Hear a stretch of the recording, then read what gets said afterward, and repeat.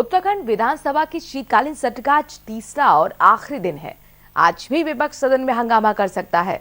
सत्र के दूसरे दिन हंगामे के बीच विधानसभा पटल पर करीब 13,530 करोड़ का अनुपूरक बजट पेश किया गया। इसके साथ ही आपदा राहत निधि के अंतर्गत एसडीआरएफ के लिए 668 करोड़ का प्रावधान किया गया है।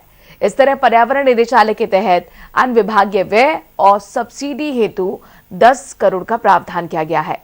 नंदा गौरा योजना हेतु 80 करोड़ का प्रावधान।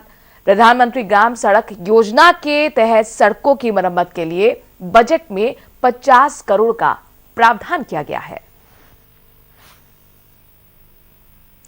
शीतकालीन सत्र के दूसरे दिन सरकार की तरफ से सदन पटल पर 8 विधेयक रखे गए, जिनमें उत्तराखंड लोक सेवा संशोधन विधेयक, उसके साथ ही उत्तराखंड सिविल विधा संशोधन विधेयक, उत्तराखंड कृषि उत्पाद मंडी पुनर्जीवित विधेयक, उत्तराखंड पंचायती राज संशोधन विधेयक, उत्तराखंड नजूल भूमि प्रबंधन व्यवस्थापन और निस्तारण विधेयक, उत्तराखंड चारधाम देवस्थानम बोर्ड निस्तारीकरण विधेयक, आम्रपाली यूनिवर्सिटी विधेयक के अलावा सोसाइटी रजिस्ट्रीकरण संशोधन विधेयक को भी रखा गया। आपको बताएं कि उत्तराखंड विधानसभा के शीतकालीन सत्र के दूसरे दिन प्रश्नकाल के दौरान विधानसभा में बेरोजगारी के मुद्दे पर विपक्ष ने जोरदार हंगामा किया। कांग्रेस के विधायक काजी निजामुद्दीन ने जब प्रदेश में बेरोजगारी दर की स्थिति की जानकारी चाही तो श्रम मंत्री हरक सिंह रावत ने कहा कि 7 लाख लोगों को नौकरी दी गई है, जिसमें 1,15,000 लोगों को आउटसोर्स के माध्यम से और 5 लाख लोगों को उद्योगों में नौकरी दी गई है। श्रम मंत्री के जवाब से असंतुष्ट विपक्ष ने बेरोजगारी के मुद्दे पर सरकार की घेराबंदी की। नेता विपक्ष प्रीतम सिंह का कहना है कि सरकार रोजगार के आंकड़ों के जरिए जनता को गुमराह करने की कोशिश कर रही है। उन्होंने कहा कि 2020 में सरकार ने 10 लाख लोगों को रोजगार देने की बात कही थी, फिर मार्च 2021 में 7 लाख लोगों को रोजगार देने की बात कही। मौजूदा वक्त में 7 लाख लोगों को ही रोजगार देने की बात अब कही जा रही है। सत्ता पक्ष की तरफ से सही जवाब नहीं मिलने पर कांग्रेस ने सदन से वॉकआउट भी कर दिया। हालांकि शून्यकाल की कार्रवाई में विपक्ष सदन में ही मौजूद रहा।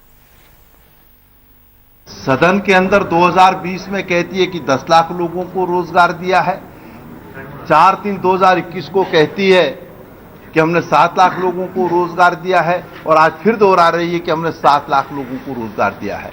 तो ये तो सीधे सीधे उत्तराखंड के नौजवान साथियों को दिग्भ्रमित करने का काम सत्ता में बैठे हुए लोग कर रहे हैं। हम विधानसभा अध्यक्ष जी का संरक्षण चाहते थे कि ये प्रश्न स्थगित होना चाहिए, क्योंकि संसदीय कार्य मंत्री जी ने सदन के अंदर 2020 में अलग बयान दिया और 2021 में अलग बयान दिया। 2020 में अगर सरकार कहती कि हमने 7 लाख लोगों को रोजगार दिया और 2021 में वो आंकड़ा बढ़ा करके 10 कहती तो बात समझ में आती है। ये पहली ये पहली सरकार है कि जो 2020 में 10 लाख लोगों को रोजगार देती है और 2021 में 3 लाख रोजगार जो है घट जाते हैं। तो सरकार आज कटघरे में खड़ी है और हम चाहते थे कि प्रश्न स्थगित हो, क्योंकि सरकार के पास कोई जवाब नहीं था, मंत्री जी के पास कोई जवाब नहीं था, लेकिन प्रश्न स्थगित नहीं हुआ। इसलिए मजबूरन कांग्रेस को जो है इस प्रदेश के बेरोजगार जो साथी हैं उनके परिप्रेक्ष्य में पूछे गए प्रश्न का सही उत्तर न आने की वजह से जो है हमको सदन से जो है बहिर्गमन करना पड़ा। इधर अभी हमारे पास पूरा ये महीना दिसंबर महीना है, चुनाव आचार संहिता लगने से पहले, और क्योंकि इस पर कोई फर्क नहीं पड़ता है, क्योंकि ऑन गोइंग प्रोजेक्ट चुनाव डिक्लेयर होने के बाद भी वो जारी रहेंगे। और मैं सोचता हूँ कि हम इस वित्तीय वर्ष में जो पिछला हमने आंकड़ा दिया था 2020 में कि 10 लाख लोगों को हमने परमानेंट रोजगार, स्वरोजगार, विभिन्न उद्योग धंधों के माध्यम से रोजगार दिया। हो सकता है ये इस बार हमारा आंकड़ा ये 11 लाख से ऊपर जाए। प्रत्यक्ष अप्रत्यक्ष रूप से हमारी सरकार ने बिल्कुल पिछले आंकड़े से भी ज्यादा रोजगार देने की कोशिश की है, लेकिन मैंने कहा ना कि सीधी तरह से जो 7 लाख लोगों को हमने सीधी तरह से रोजगार दिया है।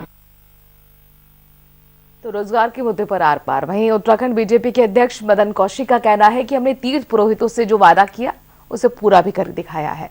चार धाम देवस्थानम एक्ट को सदन के माध्यम से वापस लेने का वादा पूरा कर लिया गया है। मदन कौशिक ने कहा कि बीजेपी की विजय संकल्प यात्रा 18 तारीख से शुरू होने जा रही है। देवस्थानम बोर्ड को हम वापस लेंगे और मुख्यमंत्री की घोषणा के बाद, कैबिनेट में आने के बाद जो एक जरूरी फॉर्मेलिटीज होती हैं विधानसभा के पटल पर रखना लाना, और क्योंकि कोई भी कानून विधानसभा में ही बनता है और विधानसभा में उसको हम संशोधन करना, समाप्त करना, वो सब वही उस रूप में होता है। लेकिन सरकार की घोषणा पहले ही थी और निश्चित रूप से हमने उन जो हमारे लोग मांग कर रहे थे, जो एक बड़ा आंदोलन चला रहे थे, उनकी भावनाओं के अनुरूप यह निर्णय लिया गया है। विजय संकल्प यात्रा थी, वो 18 तारीख से शुरुआत हरिद्वार से करेंगे गढ़वाल का और समापन उत्तरकाशी करेंगे। इसी प्रकार से कुमाऊं की यात्रा का शुभारंभ बागेश्वर से करेंगे भगवान बागनाथ के दर्शन के बाद, पूजा के बाद, और उसका समापन मुख्यमंत्री जी की विधानसभा में करेंगे। तो इस प्रकार से यात्रा